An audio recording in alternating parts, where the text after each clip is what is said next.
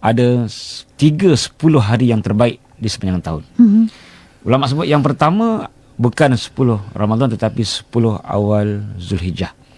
Itulah yang terbaik. Yang kedua barulah 10 akhir Ramadan. Yang ketiga adalah 10 awal bulan Muharram.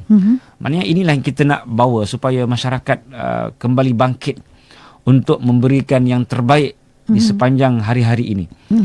Kerana pahalanya cukup luar biasa.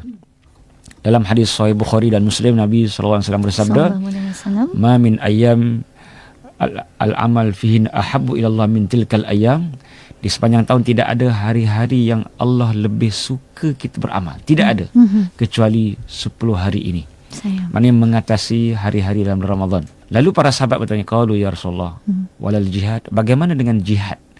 Di luar 10 hari ini nak bandingkan dengan amalan yang kita lakukan pada 10 hari ini. Kata baginda Nabi SAW bersabda, walal jihad. Jihad di hari lain tidak dapat mengatasi amalan-amalan yang kita buat pada hari-hari ini. Kecuali satu jenis jihad yang menyamainya, iaitu rajulun khatara binafsihi wa malihi wa lam yarji' bi syai'in. Lelaki yang membawa hartanya, jiwanya untuk berperang dan dia tidak balik membawa apa-apa. Terkorban jiwanya, terkorban hartanya. Inilah pahala yang kita dapat setiap amalan yang kita lakukan daripada 1 hingga 10 Zulhijjah.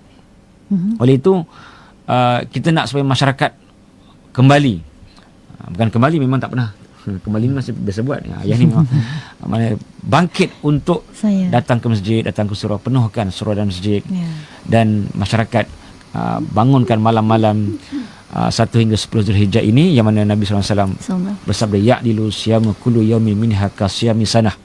Setiap hari kita berpuasa seperti mana setahun pahalanya. 9 hari 9 tahun. Bayangkan besar apa itu siam ataupun qiyamul lail. Nabi sebut ya'dilu kullu lailatin minha qiyamul lailatin minha ka qiyami lailatul qadri. Setiap malam kita bangun seperti malam kita buat di malam Al-Qadar. Jadi inilah 10 hari yang terbaik yang masyarakat Melayu perlu kembali membawa perintah Allah ini agar ia dijadikan sebagai satu pesta ibadah.